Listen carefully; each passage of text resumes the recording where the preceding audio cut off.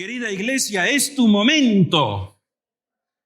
Porque es que no puedo evitar recordar ese momento. Porque versículo 16, versículo 17 y versículo 18 dicen básicamente, en otras palabras, estad gozosos en todo momento. Estad siempre gozosos. Orad en todo momento, orad sin cesar. Es en todo momento. Y el versículo 18 dice, dan gracias en todo momento. Por eso, iglesia, este es tu momento. Siempre como hijos de Dios debemos de vivir en una actitud de gozo, una actitud de oración y una actitud de gratitud. Pero hay una razón superior. Fíjense, hermanos, yo pensando en la parte de la gratitud, uno le vienen frases a la mente para tratar de ser agradecido, porque todos luchamos con eso.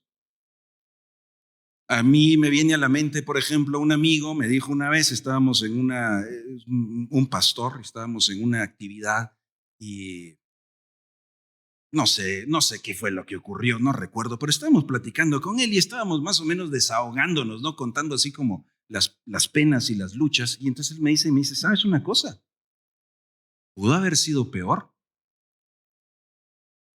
Y cuando él me dijo eso, yo reaccioné y dije, tienes razón. O sea, en realidad, me dice, hombre, puede haber sido peor. Yo digo, pues tienes razón. Y de repente me animé. Vienen a mi mente esas frases, pero no les quiero contar esas frases hoy. Ya las conté, pero no las quiero contar. Porque no es la razón de la gratitud. Yo les puedo contar que una persona optimista encuentra una solución para cada problema. Y les puedo contar que un pesimista encuentra un problema, ¿para qué? Para cada solución. Y uno dice, ¿qué problema? Pero no se trata solo de cambiar mi pesimismo en optimismo, no se trata simplemente solo de, mira las cosas que hay una buena noticia, puede haber sido peor, pues tienes que verlo desde otra perspectiva. Es verdad, es válido, es cierto y no dudo que te va a ayudar. Pero para ustedes y para mí no es la razón suficiente para que llevemos una vida de gratitud. Entiendo que es útil, sirve, no es pecaminoso, pero no necesitamos a Cristo para pensar así. Simplemente necesitamos ver desde otra perspectiva. Es decir, alguien que no conoce al Señor también puede ser muy optimista, también puede ser muy agradecido y hasta puede ser una persona muy feliz. Sin embargo, nosotros deberíamos de tener una razón superior. Y acá en estos versículos, versos 16, 17 y 18, estén contentos, gozosos en todo momento, es una orden. Rolfito nos explicó muy bien que si es una orden, no depende de las circunstancias, depende de una decisión, es una actitud. El creyente, y particularmente acá los hermanos en Tesalónica, que enfrentaban adversidad, que enfrentaban muchos de ellos cierta especie de acoso por ser creyentes, pues uno dice, yo no puedo estar contento en un momento así. No obstante, no podemos pasar por alto que lo escribe alguien que nos dio un excelente ejemplo. En Filipos, capítulo 16 de Hechos, antes del 17, donde están en Tesalónica, quien escribe esta nota y dice, contentos en todo momento. En Filipos fue apedreado, fue encarcelado, y a la medianoche, con todas las heridas, ¿qué saldría de tu boca después de una situación así?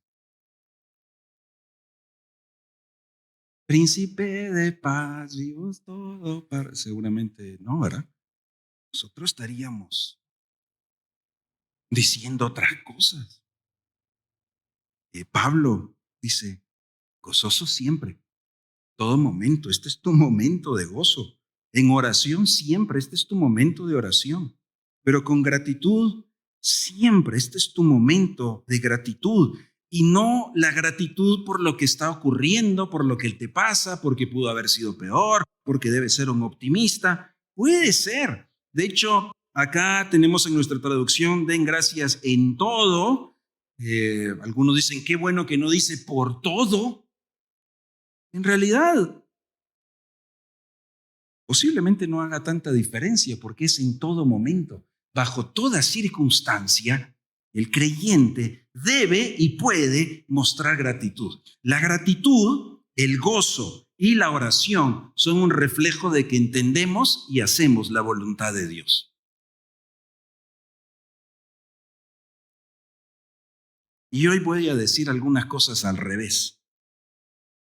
Mis queridos hermanos, cuando el gozo, la oración y la gratitud no están caracterizando mi vida, algo está mal porque no estoy haciendo claramente lo que dice acá que es la voluntad de Dios. No es una voluntad para fastidiarte, no es para, hay que decirle a Dios gracias para que esté contento Él, aunque me está yendo mal. No es un Dios que dice esto para fastidiarte. Es un Dios que tiene todo el control, que sabe lo que está ocurriendo en tu vida, que ve desde un plan completo y eterno y que nosotros somos tan pequeños que no podemos entender.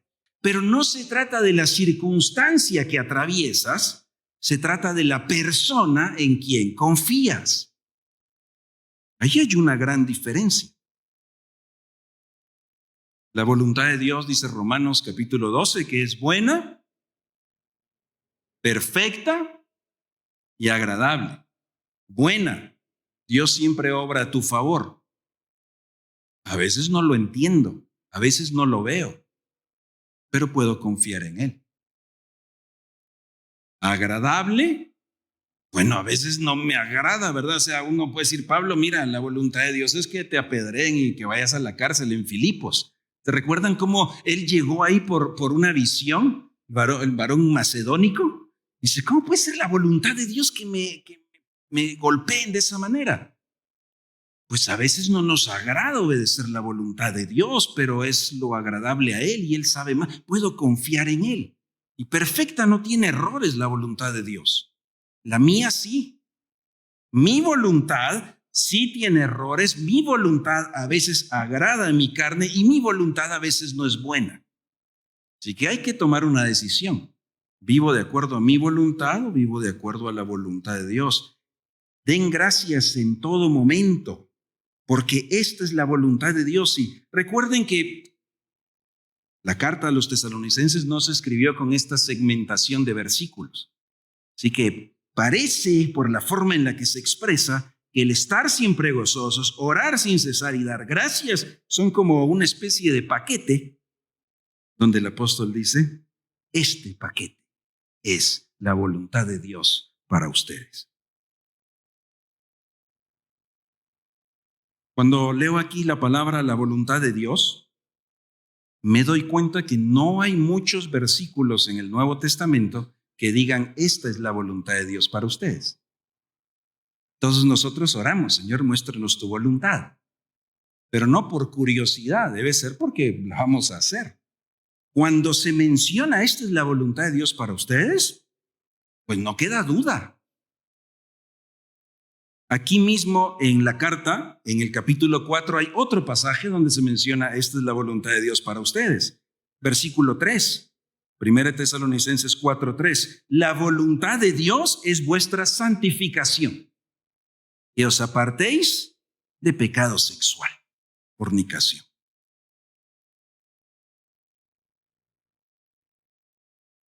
¿No es extraño decir que el pecado sexual es escandaloso, verdad? El pecado de David es escandaloso. Pero el pecado de no estar agradecido, el pecado de no orar, el pecado de no estar gozoso, no parece tan escandaloso, ¿verdad? ¿Cuál sería lo contrario de una vida de gratitud, de una vida de gozo? ¿Cómo se manifiesta lo opuesto? No voltee a ver a nadie, por favor, es una pregunta intelectual, no es... No, no, que así es mi carácter. No, que yo... Hermanos, es que qué fácil. Yo les estoy platicando el día de hoy, me corresponde la reflexión, no porque yo domine esto, porque Dios nos sigue recordando. Y la razón por la que nos la recuerda, vamos a verla ahora en el capítulo 3.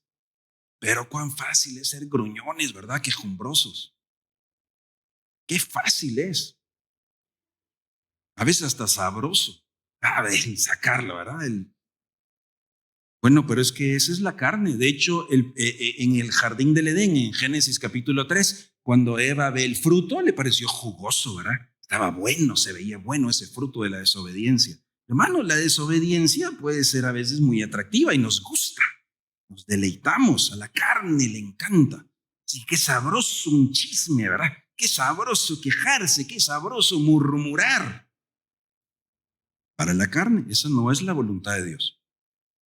Y la razón por la que el apóstol escribe y necesitamos recordar esto, no lo perdamos de vista. Vamos al capítulo 3. Capítulo 3, unos versos que ya leímos, pero luego quiero que veamos el pasaje al revés y que nos hagamos una evaluación, hermanos. Primero, Primera Tesalonicenses capítulo 3, verso 6. Primera Tesalonicenses 3, 6.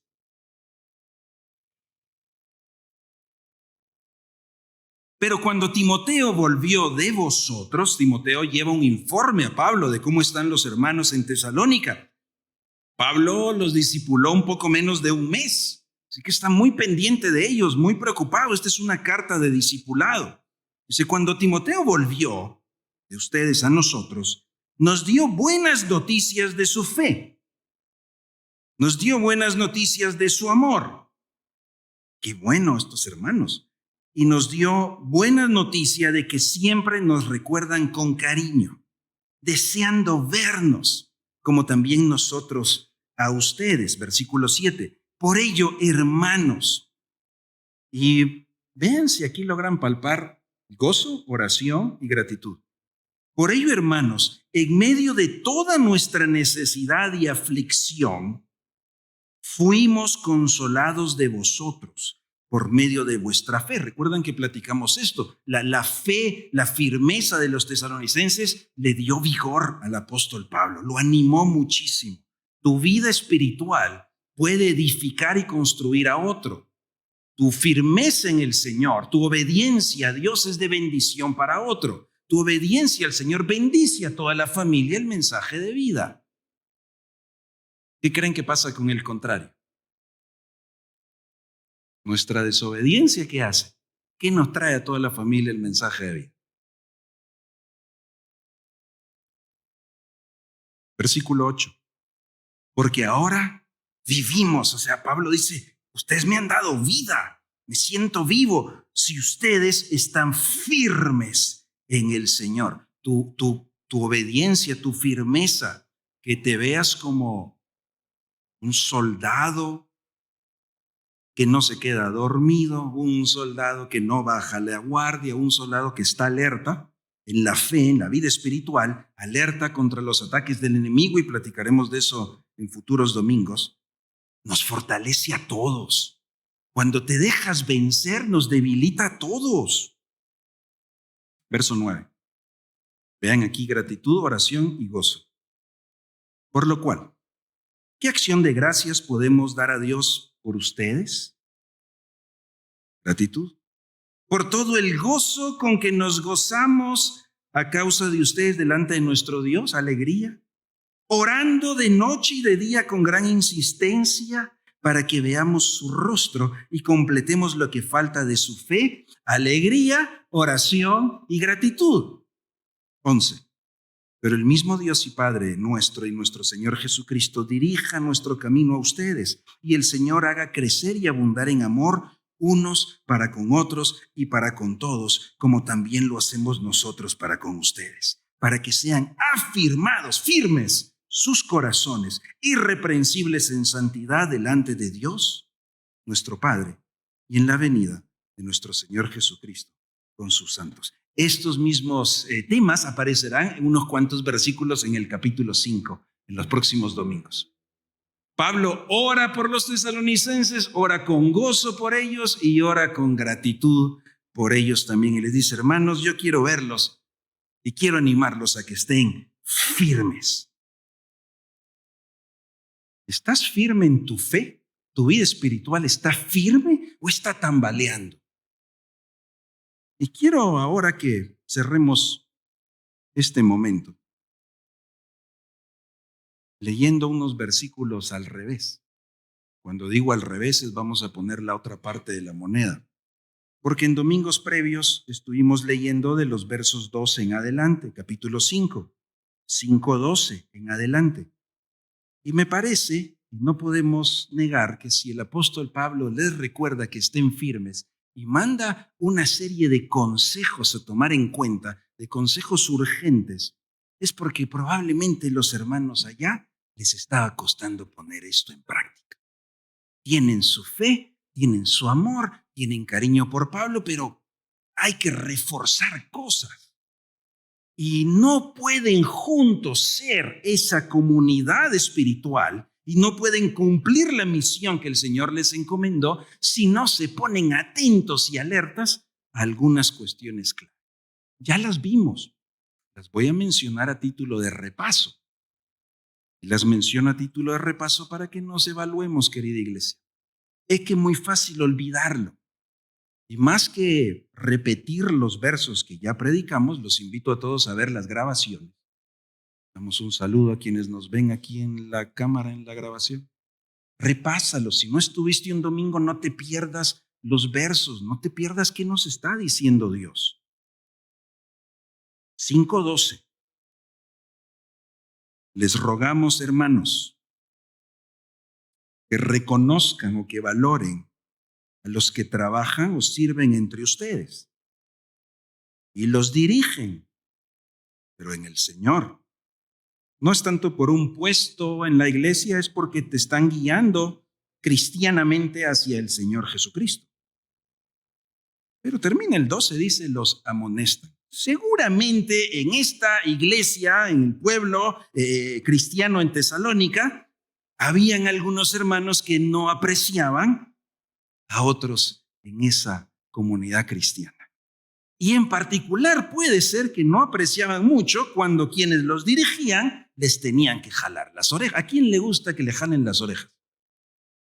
¿Quién siente? Ahí dice, ay, a ver, ojalá el otro domingo cuando llegue algún hermano me diga que algo estoy haciendo mal y me diga que me arrepienta. Yo, Señor, dame ese privilegio. O sea, pues yo creo que nadie ora así, ¿verdad? Pero hemos visto que los unos a los otros nos enseñamos y edificamos. Cuando alguien se acerca contigo, seguramente oró y le tomó, ¿verdad?, pensar y te dice, hermano, mira, ¿cómo estás? Mira, noto esto, considera esto, toma en cuenta esto. O de repente tiene un poquito de más confianza y te dice, hermano, esto no está bien, por ahí no. ¿Tú cómo reaccionas? Pues, ¿qué se cree? ¿Y qué pues? ¿Usted ya cumple todo o qué? ¿Cómo reaccionas? Seguramente acá les estaba costando estar firmes juntos en su fe y algunos no estaban aceptando un jalón de orejas en el Señor. Es la palabra clave aquí. Hermanos, como iglesia no vamos a hacer lo que Dios quiere que seamos, ni a cumplir lo que Dios quiere que cumplamos, si no nos amamos y jalamos las orejas unos a otros cuando es necesario. Por definición, esto no es personal, esto es por definición. Tú y yo tenemos naturaleza pecaminosa que siempre se opone a lo espiritual. Versículo 13. Y que los tengan en mucha estima y amor. O sea, ama a tu hermano que te ayuda a corregir algo. Verso 13 termina diciendo, tengan paz entre ustedes. Seguramente ahí entre los hermanitos no estaban logrando estar firmes en su fe y se molestan. Imaginen ustedes un ejército. Imagínense un ejército que está en combate. Imaginen cuando viene la instrucción y dice, firmes. Y uno se voltea y dice, ¿pero por qué? ¿Y usted qué? Y el otro va, que no grita. O sea, eso es lo que está ocurriendo aquí. Imaginen que hay un soldado ahí dormido, ¿verdad? Dice, firme. Espere. Usted porque Pablo dice que así no avanza el pueblo de Dios a hacer lo que tiene que hacer.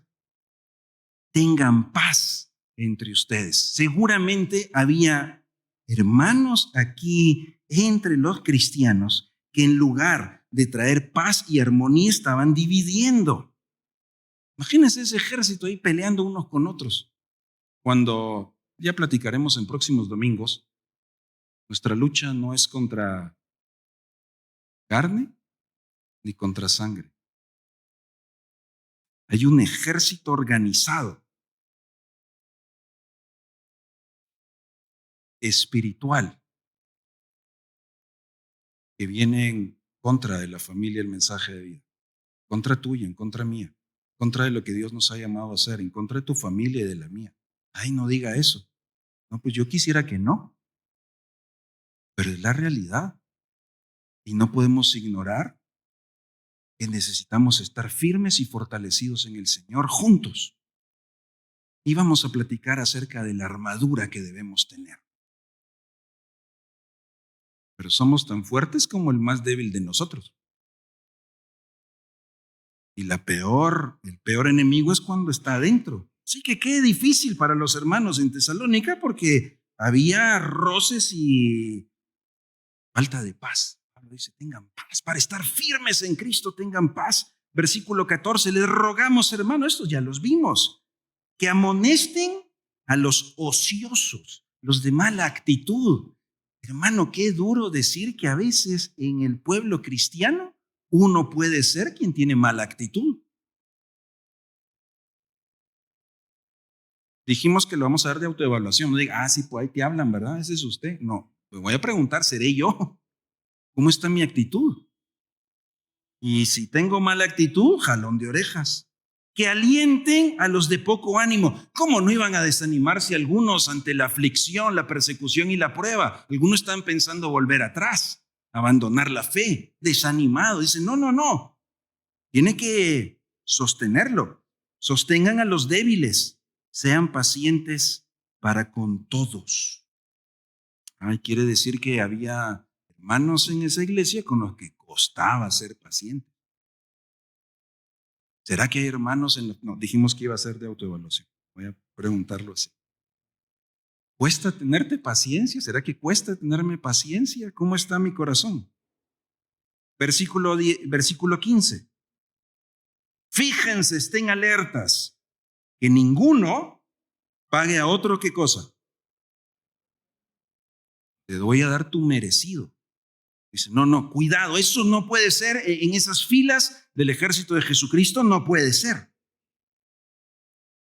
Pero eso quiere decir que alguien ya te hizo mal. Aquí está hablando de la respuesta tuya. O sea, ya sucedió, alguien te pagó mal, ahora tú, ¿qué vas a hacer? No vas a retaliate, a tomar venganza.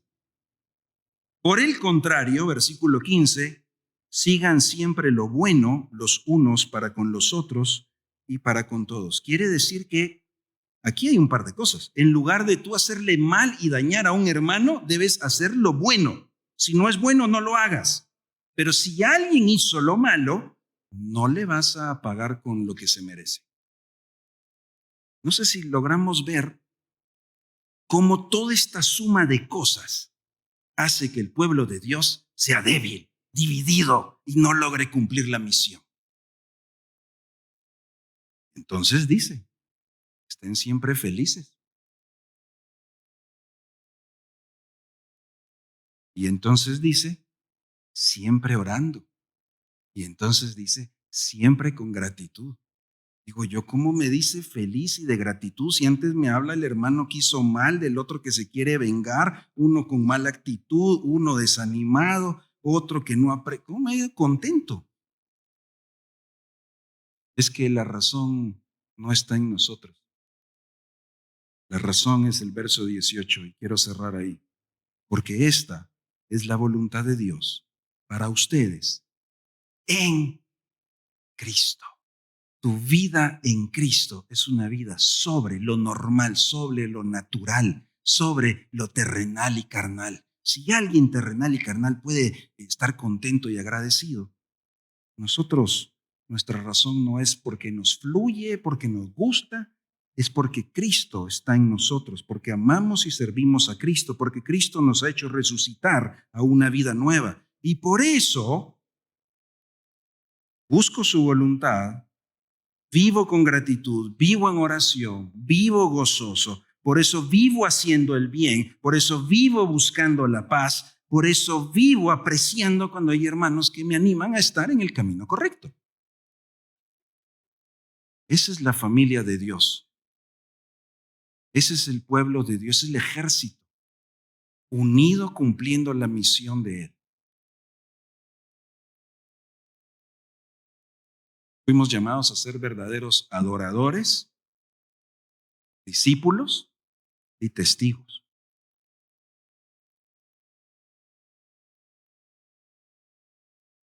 Mis palabras, mis actitudes, mi forma de tratar a alguien nos puede desviar de eso. La queja, la murmuración y otras cosas más que no vale la pena poner de ejemplo. Tenemos que revisar que no ocurran, porque nos estorban de servir a Cristo, nos estorban de vivir para Cristo. Que juntos seamos un lugar de construcción, nunca de destrucción. Que tu hermano, tu hermana sean para construirnos, para obedecer a Cristo y servirlo a Él. La razón es una, mis hermanos. No es porque es fácil y no es porque nos guste. Es porque estamos en Cristo y porque Él nos amó primero. Nosotros le amamos y obedecemos a Él. Tomar hoy juntos aquí la cena del Señor es un acto que nos recuerda quién es Él, qué ha hecho por nosotros y cuál es la respuesta que espera de nosotros. Que nunca haya nada en nuestra carne que Satanás quiera sembrar para que en lugar de estar juntos fortalecidos, sirviendo a Cristo, creciendo en Él, rindiéndonos en adoración, haya algo que nos esté opacando la vista, que nos esté nublando el entendimiento, que nos esté separando. Hoy el sentarnos a la mesa, que le podamos decir a Cristo, gracias, porque nos amas a pesar de nosotros. Gracias porque has hecho un sacrificio por nosotros. Señor, aquí estamos. Nos vamos a sacrificar por ti. Próximo domingo, no falte. Versículo 19, no sofoquen al Espíritu. ¿Será que yo estoy apagando y sofocando al Espíritu en nuestra familia espiritual? ¿En qué consiste esto? Pablo seguirá con una serie de exhortaciones.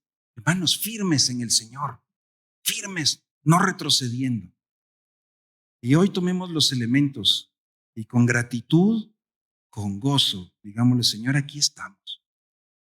Perdóname, perdóname porque a veces mi carne me mete ideas, pero quiero obedecer al Espíritu. Padre, gracias por tu palabra.